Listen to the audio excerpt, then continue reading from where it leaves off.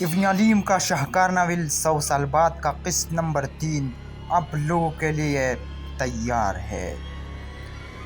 کہانی کی طرف جانے سے پہلے آپ لوگوں کو ایک درخواست ہے کہ آپ نے اگر ابھی تک ہمارے چینل اردو دنیا کو سبسکرائب نہیں کیا ہو تو اس کو سبسکرائب کریں تاکہ ہماری ہر نئی آنے والی ویڈیو سب سے پہلے آپ تک پہنچے۔ ملصق قبر سے ٹیک لگائی سوچ رہا تھا کہ اس کو اب اس کی تلاش میں آسانی ہو جائے گی۔ پہلے اسے پیٹ کے بل گھسیٹ کر جانا پڑتا تھا مگر اب وہ انسانوں کی طرح چل کر جا سکے گا، البتہ جب تک انسانوں کی طرح وہ کپڑے کا انتظام نہ کر لے اس حالت میں باہر نہیں جا سکتا تھا۔ اگلی رات وہ اسی حالت میں چھپتا چھپاتا قریب کے ایک گاؤں تک پہنچا اور گاؤں کے آس پاس گھومتا رہا۔ اس مادر پدر آزاد حالت میں وہ گاؤں کے اندر نہیں جا سکتا تھا۔ بہت دیر پھرنے کے بعد بھی اسے مایوسی ہوئی تھی۔ صبح سے پہلے وہ واپس اپنے مسکن میں آ گیا تھا۔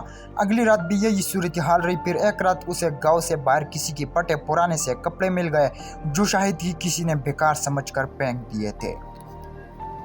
ملصق نے ان کو ہی غنیمت سمجھا اور پہننے کی کوشش کی مگر اسے معلوم نہیں تھا کہ کپڑے کیسے پہنے جاتے ہیں۔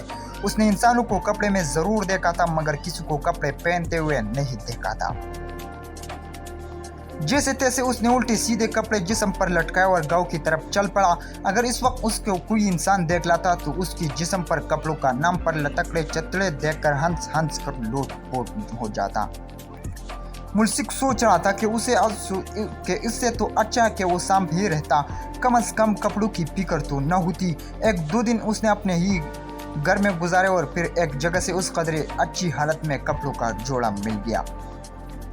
مغرب کے بعد ملصق اپنے مسکن سے نکل آتا اور باہر آ کر لیٹ جاتا۔ اندھیرا ہوتے ہی روپ بدلتا اور اپنے ساتھی کی تلاش میں نکل پڑتا۔ صبح کی پھوٹنے سے پہلے وہ اپنے مسکن لوٹ آتا۔ فجر کی اذان سے پہلے وہ اپنی حالت میں واپس آ جاتا۔ سارا دن اپنے مسکن میں گزارتا اور رات ہوتے ہی پھر نکل پڑتا تھا۔ اس کے اس معمول کو کئی سال ہو گئے تھے مگر کامیابی اس کا مقدر نہیں بنی تھی۔ ایک رات وہ اپنے وہ ساتھی کی تلاش کرنے کے بعد واپس آ رہا تھا جب اچانک ہی اس کے کانوں میں کسی کی چیخ کی آواز آئی۔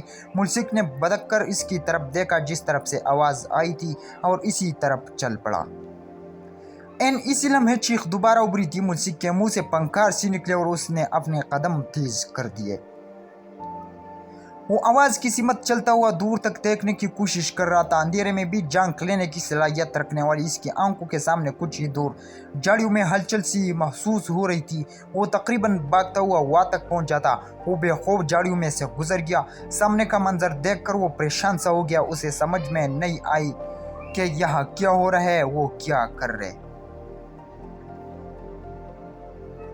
وہ اپنی بستی سے کافی فاصلے پر بنے جوہر نما تالاب سے پانی بھرنے آئی تھی۔ اس کے ساتھ اس کی بستی اور ساتھ کے گوٹ بیروں کی کئی لڑکیاں عورتیں بھی تھیں۔ یہ ان کا روز کا معمول تھا۔ عصر کے بعد چند خواتین لکڑیاں بچے اپنے سروں پر دو دو تین تین برتن اٹھا لائے تالاب کی طرف چل پڑتی تھی۔ تالاب کیا تھا؟ بس جوہر ہی تھا جس میں انسان اور جانور ایک ساتھ پانی پیتے تھے، اور پانی بھی ایسا کہ لگتا جیسے کسی نے اپنے ہاتھوں سے پانی میں مٹی گھول دی ہو، مگر یہ اس کی مکین ایسا پانی پینے پر مجبور تھے۔ یہ اس پانی کو برتنوں میں بھر کر گھر لے جاتے اور پھر کچھ وقت کے لیے اس کو رکھتے تھے۔ جب مٹی ریت نیچے بیٹھ جاتا تو یہ اوپر سے قدرے صاف ہو جانے والا پانی دوسرے برتن میں منتقل کر لیتے تھے۔ سالوں سے یہی چلا آ رہا تھا۔ کئی حکومت آئی اور گئی مگر نہ ان کا حال بدلا اور نہ ہی ان کو جینے کا طریقہ۔ زندگی سے لڑ کر کس کی طرح جیا جاتا ہے یہ بات ان لوگوں سے بہتر شاید کوئی جانتا ہو۔ اس کا نام نوری تھا اور یہ بیلگوٹو کے قریب آباد سفیروں کی بستی میں رہنے والے خدابخش سفیرے کی بیٹی تھی۔ خدابخش کی دو ہی بچے تھے۔ بڑی بیٹی نوری تھی اور اس سے چھوٹا بیٹا جس کا نام آزاد تھا۔ نوری آج بھی حسب معمول اپنی بستی کی عورتوں کے ساتھ پانی بھرنے آئی تھی اور اپنے برتن پانی سے بھر کر سب نے اپنے سروں پر رکھے اور واپس بستی کی طرف چل پڑے۔ نوری اپنی سہیلی بانو کے ساتھ باتوں میں مصروف کچے راستے پر چلی جا رہی تھی کہ سامنے سے دو تیز رفتار گاڑیاں آتی دکھائی دی۔ گاڑیاں کچے راستے پر دھول کے بادل بناتی چلی آ رہی تھی۔ عورتیں اور لڑکیاں راستے سے ایک طرف ہو کر چل رہی تھی۔ نوری بھی راستے کے عین سرے پر چل رہی تھی۔ گاڑیاں قریب آنے پر سب راستے سے ایک طرف ہٹ کر گاڑیوں کے گزرنے کا انتظار کرنے لگے۔ नूरी सर पर दो बर्तन रखे एक तरफ खड़ी हो गई। पहली गाड़ी जन से इनके करीब से गुजर गई। दूसरी गाड़ी जब इनके करीब पहुंची तो ड्राइवर ने आहिस्ता करके जानबूझकर गाड़ी हल्की से लहराई। रास्ते के किनारे पर खड़ी नूरी समेत दो तीन औरतें और लड़कियां बदक कर पीछे हटी। इनके सर से पानी के बर्तन गिरे और पानी रेत में जज़ब होने लगा। इससे पहले कि ये गिरे बर्तन संभालती प्यासी रेत इनका सारा पानी पीकर अपनी प्यास बुझा चुकी थी। गाड़ी कुछ आगे जाकर रुके और पीछे आने लगी। वहाँ मौजूद तमाम नपूस गाड़ी वालों को कूस रहे थे। गाड़ी इनके करीब आकर रुकी। इसमें से लंबे बालों वाले एक लड़के ने सर निकाला और बज़ाहिर हमदर्दी से कहा, चच चच, सारा पानी गिर गया। इसके लहजे में चुफातन साफ महसूस किया जा सकता था। नूरी आंखों में आंसू लिए बेबस से इसको तके जा रही थी। इसका बस चलता तो ये इसका मुंह नोच लेती, मगर वो बेबस थी और बेबस इंसान फकत बद्दुआ ही दे सकता है जो जल्द या बदीर सुन ली जाती है। अल्लाह साये पूछेगा। नूरी ने रूहानसे से लहजे में उससे कहा तो वो हंस पड़ा। शायद वो जानता नहीं था कि किसी की बेबसी पर हंसना तकब्बुर के ज़मरे में आता है और तकब्बुर खुदा को पसंद नहीं। रू तू क्यों हो, मैं भर दूंगा तेरा पानी। इस लंबे बालों ने मजाक कर कहा और गाड़ी से उतर कर नूरी के करीब आ खड़ा हुआ। नूरी दो कदम पीछे हट गई। इसने ख्याल लगाया और मजीद आगे हो गया। इससे सानूली खूबसूरत लड़की को तंग करने में लुत्फ आ रहा था। वहाँ मौजूद बाकी औरतों ने नूरी की तरफदारी करने की कोशिश की तो वो फख्र से बोला, मैं वडीर अल्लाह दाद का फुत हूँ, सब आराम से खड़ी रहो वरना। उसने शहादत वाली उंगली उठाकर कहा। औरतें खामोश हो गई क्योंकि वो साथ वाले वडीर अल्लाह दाद को जानती थी और ये भी जानती थी कि गरीब लोग वडीरे से दुश्मनी नहीं कर सकते थे। गाड़ी में बाकी तीन लोग भी नीचे उतर आए थे। इनके कंधों पर लटकती गनें जाहिर कर रही थी कि ये इस लंबे बालों वाले लड़के के गार्ड है। इसने एक नज़र सब पर डाली, नूरी को गोरा और गाड़ी में बैठकर रवाना हो गया। जाते हुए भी इसकी निगाह का मरकज नूरी ही थी। नूरी ने अपनी खाली बर्तन उठाए और मरे से कदमों के साथ घर की तरफ चल पड़ी। शाम के साए गहरे होने शुरू हो गए थे। तालाब इनसे दूर था। दोबारा पानी भरने नहीं जा सकती थी वरना इनको रात हो जाती। ये लड़की कौन थी बाबा? इस लंबे बाले वाले लड़के ने अपने साथियों से पूछा। नहीं मालूम छोटे साए कौन थी। इसका एक गार्ड बोला था, हुक्म साए की गोट की लगती है, वही बता सकते इसके बारे में। साथ इसने अपनी राय भी दे दी थी। साए कहीं ये लड़की आपके दिल में तो नहीं बैठ गई? मेरा मतलब इश्क व इश्क तो नहीं हो गया इससे? दूसरे गार्ड ने लंबे बालों वाले से कहा तो वो हंस पड़ा। दिल में तो बैठ गई है पर इश्क वश्क की कोई चक्कर नहीं बाबा। लंबे बालों वाले ने एक आंख दबाकर अपने गार्ड से कहा तो वो सब हंस पड़े। वो जान गए थे कि छोटे साए कमाल का दिल इस लड़की पर आ गया है और उसे हासिल करना चाहता है, मगर सिर्फ एक या दो रात के लिए। ये इनके लिए कोई नई बात नहीं थी। पहले कई बार ऐसा हो चुका था कि किसी लड़की पर नज़र पड़ जाती तो उसे उठवा लिया जाता और एक दो रात इसके साथ गुजार कर छोड़ दिया जाता। न इनको किसी कानून का डर था, न कभी किसी ने इनके खिलाफ जाने की जुर्रत की थी। अगर इस किसी ने जुर्रत को कर भी ली तो उल्टा इसके गले का कांटा बन गई थी। ये अल्लाह दाद का छोटा बेटा कमाल था जो आज अपने दोस्त बेरू गोट के वडीरे हुक्म से मिलने आया था और बदकिस्मती से रास्ते इसका टकराव नूरी से हो गया था। 3 दिन बाद नूरी अपनी बस्ती से गायब हो गई। वो बीरू की ऊट में एक दुकान से घर के लिए कोई सामान लेने गई थी और फिर वापस नहीं आई। इसके घर वालों को जब तक नूरी के गायब होने का पता चला वो न जाने कहाँ पहुंच गई थी। बस्ती में शोक का समा हो गया था। नूरी की जब आंख खुली तो उसने खुद को किसी अनजान जगह पर पाया। वो एक आम से कमरे में सादा सी चारपाई पर पड़ी थी। नूरी ने इधर उधर देखा और उठकर बैठ गई। उसे याद आया कि वो गोट से कोई सामान लेने गई थी। सामान लेकर वो जब वापस आ रही थी तो एक पीछे से एक गाड़ी इसके करीब आकर रुकी। इससे पहले कि नूरी कुछ समझती गाड़ी से 4 लोग उतरे और उसे उठाकर गाड़ी में डाल दिया। उन्होंने नूरी को बोलने से पहले ही क्लोरोफार्म लगाकर रुमाल इसकी नाक से लगा दिया था। इसके बाद नूरी को अब होश आया था। उसे नहीं मालूम था कि वो कितनी देर बेहोश हो रही है। कमरे में जलने वाले बल्ब से नूरी ने अंदाज़ा लगाया था कि रात का वक्त है। फिजा में रिच गोबर की बसान से लग रहा था कि शायद ये जानवरों के लिए बनाई गई कोई हवेली या डेरा है। वो लोग नूरी को उठाकर टटा शहर के करीब एक गांव में ले आए थे। यहाँ कमाल का एक दोस्त रहता था और नूरी इस वक्त कमाल के इस दोस्त के वडेर डेरे पर थी। अगली रात कमाल और इसके साथ इस डेरे से कमाल की हवेली लेकर जा रहे थे कि मकली कब्रिस्तान वाले रास्ते पर इनकी गाड़ी ख़राब हो गई। वो सब वजह जानने के लिए नीचे उतर आए। नूरी गाड़ी में बैठी थी। इनको शायद नूरी की भागने की फिक्र ही नहीं थी। शायद वो समझ रहे थे कि भीड़ की तरह डरी सेमी सी रहने वाली ये मासूम सी लड़की इन भेड़ियों के जंगल से निकलकर भागने का सोच भी नहीं सकती, मगर ये इनकी खाम ख्याली थी। वो जैसे ही सब उतर कर नीचे गई, नूरी ने आहिस्ता से गाड़ी का दरवाज़ा खोला और बाहर निकल कर दौड़ लगा दी। वो सब गाड़ी की दूसरी तरफ नीचे झुके गाड़ी को देखने में मसरूफ थे। उनको नूरी के कदमों की आवाज़ ने मुतवज्जी किया था। नूरी गाड़ी से निकलकर गाड़ी के दाएं तरफ भागी थी। अगर वो कुछ दूर आहिस्ता चलती तो शायद इनसे कुछ और दूर निकल जाती, मगर आज़ाद होने की फिक्र में वो ये बोल गई थी कि उसके कदमों की आवाज़ इन तक पहुँच सकती है। कदमों की आवाज़ सुनकर वो सब इस तरफ मुतवज्जे हुए। अंधेरे में दूर जाते एक साये को देखकर वो इसके पीछे भाग पड़े। इस वक्त नूरी की सिवा या ऐसा कोई नहीं था जो इस तरह भागता। नूरी इनसे कुछ फासले पर चली गई थी। वो चंद पल नजर आए और फिर अंधेरे में गुम हो गई। सामने कुछ फासले पर झाड़ियाँ सी थी। कमाल और इसके साथी भागते हुए वहाँ तक पहुंचे, मगर नूरी का कहीं अता पता नहीं था। वो इधर ही कहीं छुपी हुई ढूंढ उसे। कमाल अपने साथियों से मुखातिब था। रात आहिस्ता आहिस्ता सुरुकती जा रही थी। बहुत देर से तलाश करते रहे, मगर नूरी इनको कहीं नहीं मिले। इन झाड़ियों से आगे दूर तक साफ इलाका था। किसी को छुपने की कहीं कोई जगह नहीं थी। वो यही कहीं दबके बैठे हुए अच्छी तरह ढूंढो उसे।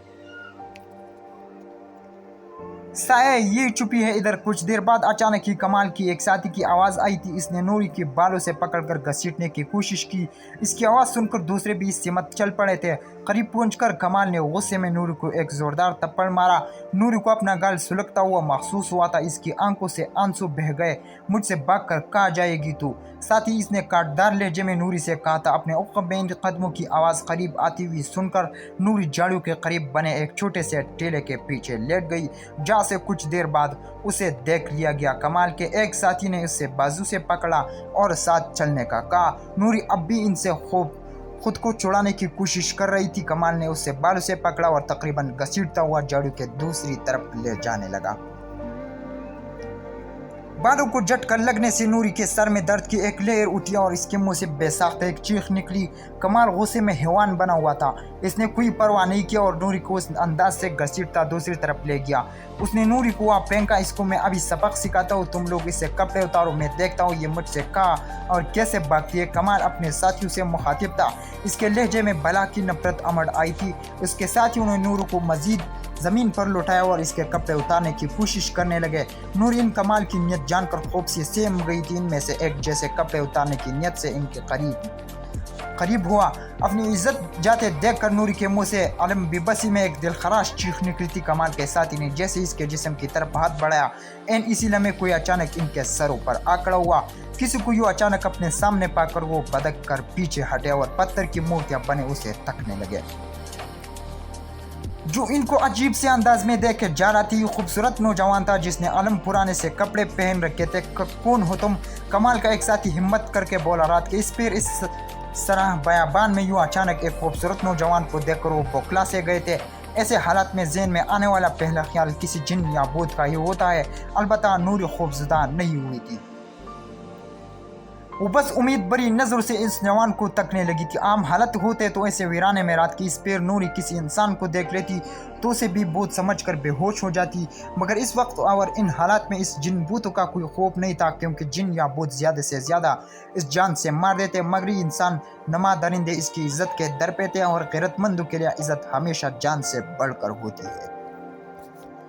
कौन हो तुम इस बार? कमाल ने इससे पूछा था। मुल्सिक। नौजवान के मुंह से पंकार सी निकली। मुल्सिक। सबके मुंह से बैक वक्त निकला। ये कैसा नाम है बाबा? कमाल के एक साथी ने कहा, मगर मुल्सिक ने कोई जवाब नहीं दिया।